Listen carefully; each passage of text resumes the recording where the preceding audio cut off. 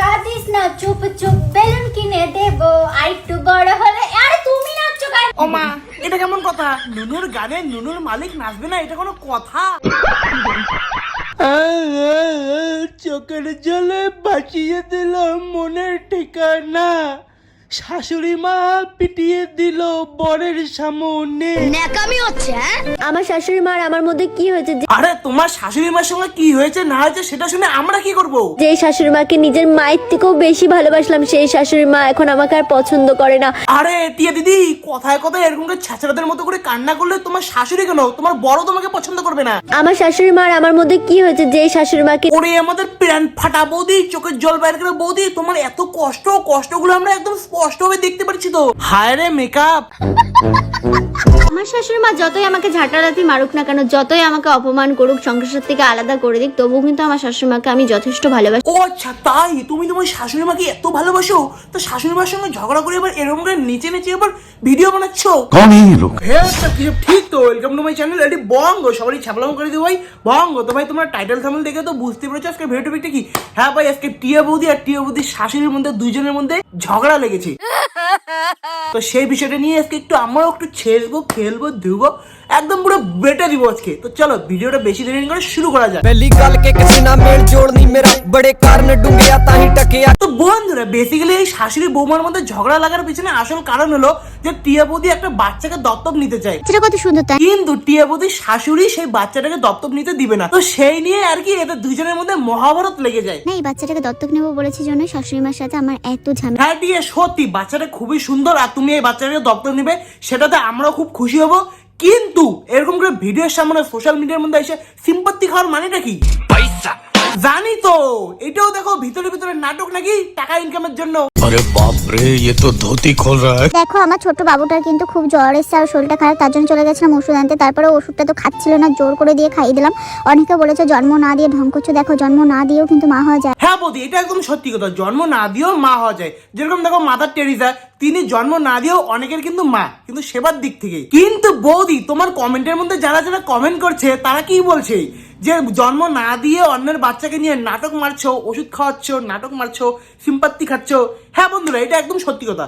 যে দেখো, আমি আসল রহস্যটা তোমাদেরকে একদম বলে দিচ্ছি যে বন্ধুরা, টিয়া বৌদি যে বাচ্চাটা সেবা করতেছে না, এই বাচ্চাটা সেবা করার পিছনে আসল কারণ আছে। সেই কারণটা হলো যে মিনিমাম ধরো 1000-1200 টাকা খরচা করে এই বাচ্চাটার টিয়া বৌদি সেবা করতেছে, কিন্তু এর থেকে আছে না 10 গুণ লাভ করতেছে আমাদের টিয়া বৌদি।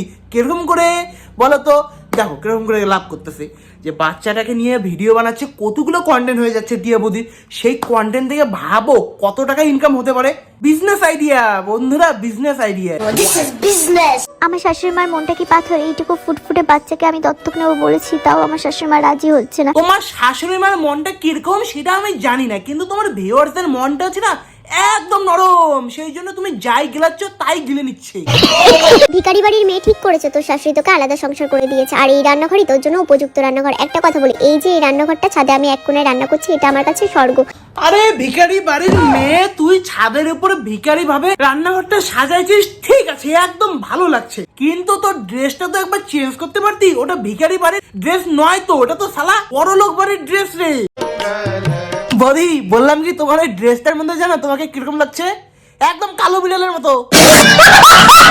আমার শাশুড়ি মার আমার মধ্যে কি হয়েছে? যে শাশুড়ি বলছিলাম কি বৌদি, তোমার চোখ থেকে আদৌ জল বেরোচ্ছে তো? না মানে বৌদি, তুমি চোখ ততক্ষণ থেকে ঘষেই যাচ্ছ, বাট আমরা তো এক ফোঁটাও জল দেখতে পারলাম না। আমাদের রান্না বান্নাও আলাদা করে দিয়ে চোখের জল ছাড়াই কান্না, এটাকেই তো বলে কুমিরের কান্না। আমি কখনো ভাবিনি আমাকে আলাদা সংসার পাততে হবে। বলছিলাম কি দিদি, একটা মাইক এনে দিব না, মানে মাইকের মধ্যে বলে বলে বাড়াও যে শাশুড়ি তোমাকে আলাদা করে দিয়েছে। আমার শাশুড়ি মা যতই আমাকে ঝাঁটারাতি মারুক না কেন, যতই আমাকে অপমান করুক, ওই যে শাশুড়ি নামে আরো গুণগান করা চালু করে দিছে, এবার তো মনে হয় মাইকটা এনেই দিতে হবে। এই যে মাইক। কখনো ভাবিনি আমাকে আলাদা সংসার পাততে হবে, আলাদা করে রান্না বান্না করে খেতে হবে। বাহ বৌদি, সংসার আলাদা হচ্ছে সেটার জন্য বেশি দুঃখ নয়, যে আলাদা করে রান্না করতে হবে সেটার জন্য বৌদির আসল দুঃখটা। বললাম কি বৌদি, আলাদা হয়ে কিরকম লাগছে? জানি না আমার কেন এত কষ্ট। ওই যে কথায় আছে না বৌদি, শখের মানুষকে বিয়ে করেছো, রান্না করে খেতেই তো হবে। তো বন্ধুরা আজকের ভিডিওটা এই পর্যন্ত। তো ভিডিওটা কেমন লাগলো অবশ্যই তোমরা কমেন্টের মধ্যে জানাও ভাই। ভিডিওটা ভালো লাগলে লাইক কমেন্ট শেয়ার করো। আর ভাই আর একটা ইম্পর্টেন্ট আজকে একটা কথা আছে, কথাটা হলো যে আমি হয়তো রোজ ভিডিও এখন একটু কম করব, কারণ আমি একটু ফানির দিকে একটু ধ্যানটা মানে বেশি পরিমাণে দিচ্ছি। মানে শর্ট, আমার ইউটিউবের যে শর্ট আছে সেখানে দেখো আমার ভাইয়ের সঙ্গে আমি ফানি করবো, আমার পরিবারের ফ্যামিলির সঙ্গেই আর কি করবো, মানে funny video, short funny video. আর ইনস্টাগ্রামে এই যে আমার ইনস্টাগ্রাম এটা, এখানে একটু ফলো করতে পারো। আর এই যে ফেসবুক পেজ এখানেও ফলো করতে পারো, কারণ আমি ফানি ভিডিও মানে আনতে চলেছি। কারণ রোস্টিংয়ের মধ্যে যে ব্যাপারটা আছে না, রোস্টিংয়ের মধ্যে এত গালিগালাজ মানে এদিকের মানুষ সেরকম পছন্দ করে না, সে মানে নাম নুম একদম খারাপ হয়ে যেতেছে। তো সেই কারণেই মানে ফানির দিকে একটু ধ্যানটা এখন একটু মানে বেশি পরিমাণে দিব, রোস্টিংটা একটু হয়তো কম আসবে। তো একটু সাপোর্ট করো ফানির মধ্যেও প্লিজ।